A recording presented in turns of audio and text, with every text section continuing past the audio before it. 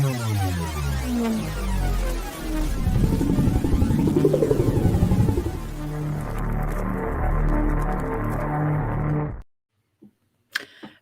and welcome. So this session is entitled Establishing a Community of Care, Lessons Learned from Our Pivot to Digital. And your presenters today are Brenna Clarke and Brian Lamb.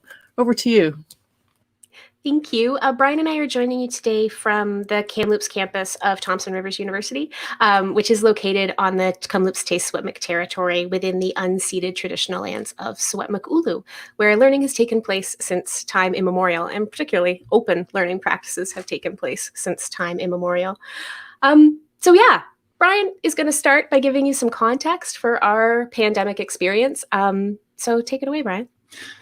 So we couldn't help. I mean, this last year, I remember very well exactly the context that was happening during OER 20, which was pure madness. And actually, I had to pre-record my session with Anne-Marie Scott. And we were just in absolute pure mayhem at that time. So this is very much framed essentially as what our what our practice kind of muddled through in that whole thing. So as we knew that something big was coming to our campus and it was looking like some sort of face-to-face shutdown was going to happen, we knew that our university, which although we do have a large open learning division, which is how probably a lot of the OER community knows us, we also have a very significant sized campus operation with about 600 face-to-face instructors. And to be frank, most of those people had very, very minimal engagement with digital learning and were mostly, I would classify as either not involved with it or very, very tangentially involved with it. And I think another thing to just keep in mind, and this is to be honest, I feel like our programming and our kind of discourse within our context at our university, I think it's safe to say when Brenna joined, I think I was pretty frank with her. I said, we really need to start fresh here. And we actually ended up canceling our entire fall 2019 programming because it just wasn't connecting. We weren't getting turnout. People weren't responding to what we were doing. And so early 2020, we kind of started to build up this 2 to 3 year plan where we would slowly start to engage people and get these conversations happening and try to get us to a place where, spoiler alert, where we are now. I think what's happened over the past years, it's really kind of supercharged what we saw as a 2 or 3 year process because we had no choice. We really had to move into it. We knew that if we did not become incredibly responsive, we were going to be completely overwhelmed and overrun. Our campus support side is 2 or 3 people at that time. I guess that 2 or 3 depends on whether you count me. And we were going to be having 500 or 600 instructors who were suddenly going to have to move wholly online in the middle of a semester. Many of whom, do you remember that one workshop we did, Brenna, where people were literally walking with boxed laptops and Yes. we were taking them out of the lap and setting up their email and stuff. Yeah. That's where we are. I don't want to go too much into detail. People who know, we did have a decent open source toolkit. We do have, the pieces in place, and we did have to do upgrades and things like that. But we also kind of knew that we, had a lot of work to do to be able to extend that. And I think we'll talk a little bit more about this later in the session, if I don't talk too much right now. But I think something we were realizing and we were seeing even in the very early times of the pandemic is, and a kind of a touchstone for us was the Naomi Klein book, The Shock Doctrine, and that concept of disaster capitalism. And we really could see the vultures were circling, waiting for signs of weakness and ready to come in. And we were really, really concerned that, we were going to get sucked into a paradigm of kind of corporate driven outsourced stuff because there's just no other option. And we were seeing that coming from the kind of requests that were coming to us early on. And as I'm going to do just a quick shout out, and we will probably refer to this again later. Brenna has done these wonderful 2 sets now of these digital detoxes, and I linked to her essay, and I'll post this in the Discord later. But she did a wonderful essay on kind of the idea of making bad choices, and we were seeing that happen a lot too, to the point where even our privacy law was being suspended essentially when it came to ed tech. So I don't know. I'll hand over to you, Brenna, at this point. Yeah, so we started off really just with hands-on support. As Brian said, we were doing these in-person workshops at first, or just sort of drop-in, we took over a computer lab in one of the buildings and tried to have, through the beginning stages, these socially distanced help sessions, which were not socially distanced at all, were horribly stressful. And I was so happy when we abandoned them. But they were necessary because, yeah, as Brian said, people were coming to us with computers still in boxes. We definitely had faculty who didn't have internet access at home and who were struggling to figure out how they were going to manage that and make that work. So when we turned to fully online, we started offering 4 hours a day of daily drop-in support. We have continued this process, but scaled it back to 3 days a week. And it was a huge investment of time for the whole team and exhausting. And as someone on my podcast last week, a faculty member who was involved in those early stages referred to those sessions as being like therapy sessions. And they often felt like it because we were often the only face of the university that faculty were interacting with in any meaningful way. And so it became a place to really like pour out one's anxieties. So I'm going to talk more about emotional labor in my session tomorrow, but that was definitely a huge component of it. But the sizable investment did give us this opportunity to establish needs and understand just how freaked out everyone was. We were under no illusions when it came to that.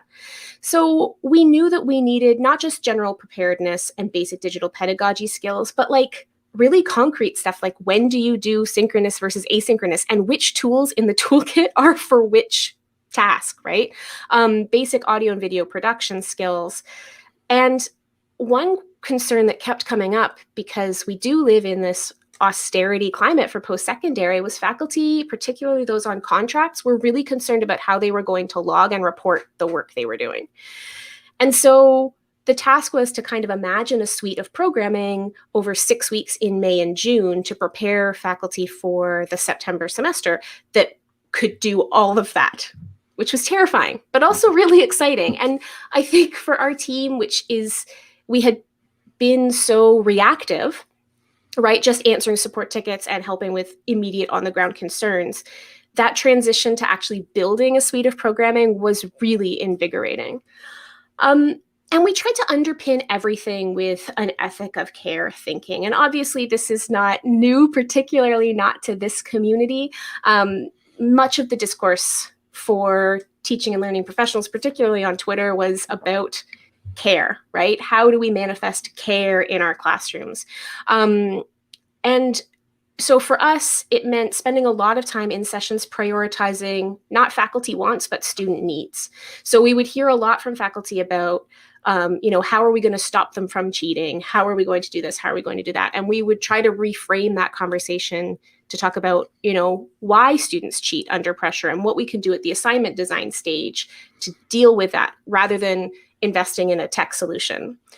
It was also an important space for actually modeling what online learning and online community in particular could be.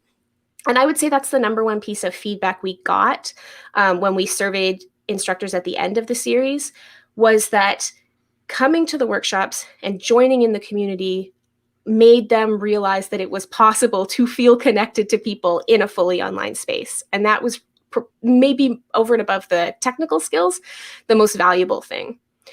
There's other issues and we've listed them there, but really, thinking through trauma-informed pedagogy, recognizing how just anxious and freaked out faculty were and trying to have a conversation about what that must look like for students at the same time.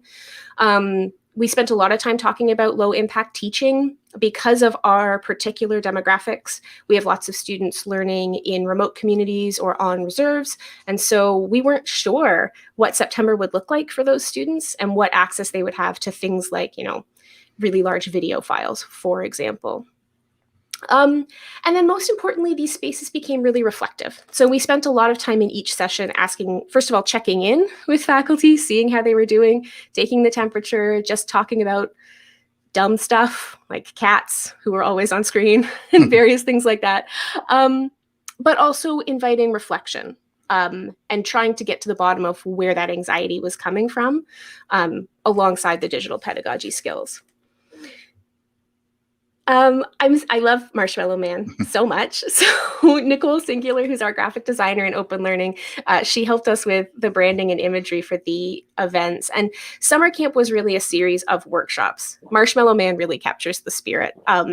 One of the things we were really careful to attend to surprisingly, considering how stressed we all were the aesthetics. So we wanted something fun, welcoming. We used lots of pinks and purples and yellows and blues, colors that, and pastels, colors that really invited a sense of calm, but also fun. So we had 21 one-hour workshops. And one of the things was that they were supposed to be light prep for us. They didn't always end up that way. They were supposed to be. But they were intentionally zero prep for the instructors. So anybody coming to the session could just drop in. They didn't have to have anything prepared. They didn't have to sort of carve out any more than that 1 hour from their schedules. We did them during lunch over 6 weeks. And so basically 3 a week-ish for 6 weeks. And it really did develop into a very fun community. It was my best hour of the week during probably the most stressful professional time of my life. One of the silly things we did was badging. And we use badges in a very silly way. Brian, if you want to scroll down to show one of our badges. So this idea that faculty were very stressed out about how to log the work they were doing, we resonated with us. And so we developed this little badging system. You got a badge for attending each workshop. And they all had silly names like this. They were all sort of pop culture riffs. So this one's Gimme, Gimme, Gimme a Badge After Midnight. I'm going to break into song if you keep this up.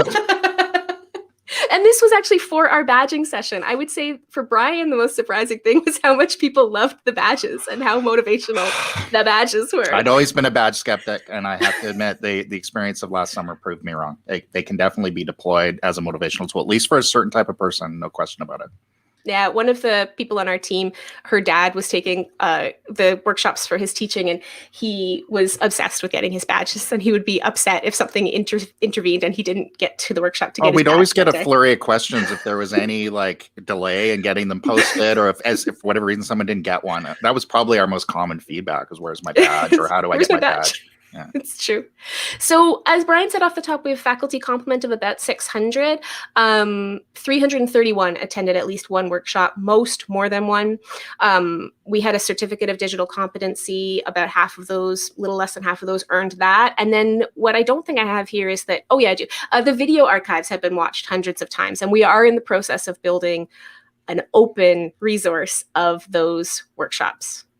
Yeah, and that's at teaching.truebox.ca, by the way. Yeah, the archives. Yeah. Okay. I'm going to jump ahead to the pandemic impacts because we are running out of time. Okay. That's because I talked too much this time. No, and I wanted to make you talk about your podcast, but you got this. Brenna, Clarke, search it.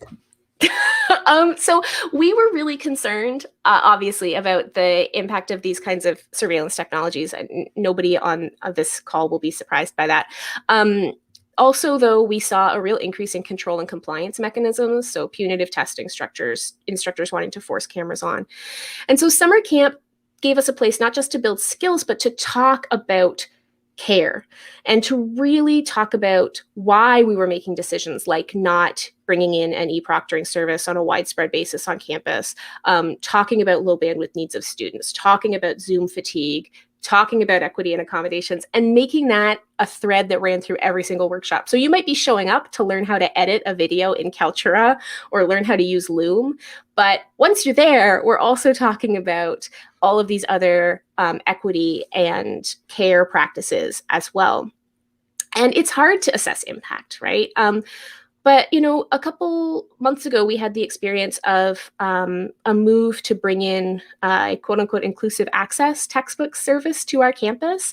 And faculty mobilized against it in a way that really surprised me. And a lot of the conversation that was happening on campus really did seem to echo some of the discourse of care that was such a central part of the summer camp experience. That's the part that the administrator does not comment on. So just to kind of wrap things up, I think a lot of this is probably familiar to learning techs all over this event. I suspect all of us have had a version of this story as well. So I want to thank everyone for letting us share our bit.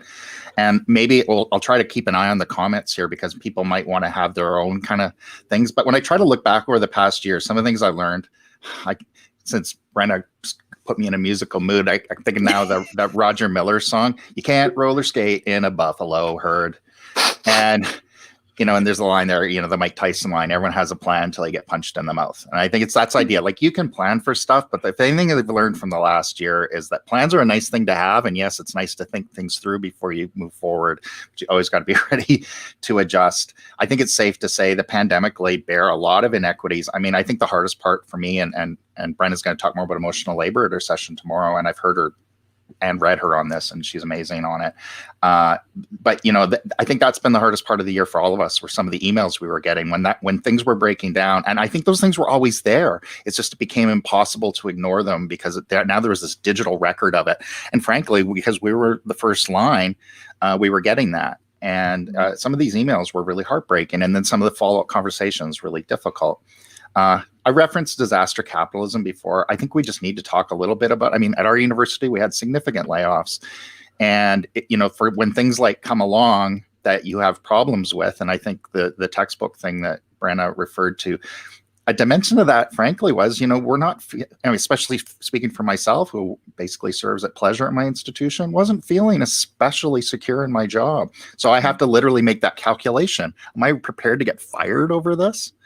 I think it's not, I don't think that's overstated to say that. And I do have a link to the againstsurveillance.net, which was a teach-in that Brenna organized with a lot of wonderful people that are actually participating in this conference. But we have a colleague, Ian Linkletter at UBC, who has had to spend $100,000 to defend himself legally because he spoke out against an invasive technology. So this is the backdrop we're working against. So I think it's really great that Brenna made the point. It's amazing, actually, though, when we were building this session or reflecting, it's like, holy cow, you know what? Like, we now have hundreds of instructors, whereas before we had literally people coming with a box with their laptop in it. We can now say there's hundreds of instructors right now that actually kind of know their way around Moodle and how to convene a big blue button session, and are starting to think about using WordPress in interesting ways with their students for e-portfolios or whatever. But I think more importantly, I think the discourse really has moved. I think the sessions, and I got to give Brenna the credit for it. When she actually proposed the summer camp sessions, we were so busy at that time. I was kind of like, is this wise for your health? Much less the rest of the team. Others of us did sessions too, but Brenna really carried the majority of it. But it really did move the needle. And I think it made, actually, I don't know if it made our jobs easier, but it certainly made it less enervating and less frustrating. So, and I guess I'm going to try to take a look at the chat. Or invite Brenna to jump in. I think people are talking about this return to campus, return to normal, but what do we build? I don't want to flush this year down the toilet. First of all, those things that were laid bare are still there. And I don't know. I don't want to just forget what happened. No. Luke's got a great question. It is something that we dealt with a lot, which was, how do you deal with the prevailing uncertainty when faculty are looking to your group for institutional guidance and information you may not have been fully equipped How are we setting exam policy exactly? Yeah, exactly. That happened all the time, right? Instructors would come to us with a question and I'd be like, here's what I would do, but this is an institutional policy. And I think it was a situation that was moving so quickly, and structures like universities are not built to build policy quickly. And so, one of the things that was really valuable about the summer camp experience was building trust between instructors and our team, so that we could have really frank conversations like, actually, we don't have a policy on this right now, and here's who you should follow up with. And in the meantime, this is what I would do. And it felt safe to have those conversations because of the relationships that we had built through that early period. And I have to say, it's good to be part of an institute. We're housed within the Open Learning Division at TRU. Our team had a certain amount of cohesion in terms of what we kind of believe and where we're at. So, when we were having to improvise, I think I certainly trusted your guidance, and I trusted other people on the team. When people came to us and said, why aren't you using this surveillance tech, or why don't we just plug the Pearson course module in here, we were kind of all on the same page about how we tended to respond to those things. And that meant everything to me. And of course, we had probably legally actionable back channel discussions constantly, where we were pretty frank and candid with each other. And that meant everything too, because there was an element of madness for most of 2020, honestly. And I'm sure many people, whoever's taking part in this, can relate. Great. We don't have an awful lot of time left. We're just about a minute. There was a lovely question from Francis there earlier. I don't know if you guys can catch it in the chat, but it was around could faculty relaxation change their practice to student practices in a pandemic crisis? And then I'm afraid we're going to have to finish up just after that. Short answer is a few did, yeah, and that was very, Yeah, we had this one session called Managing Your Marking Load, which was a tricky way to get people in the door to talk about, like, how do you manage this giant marking load? And then to say, assign fewer things.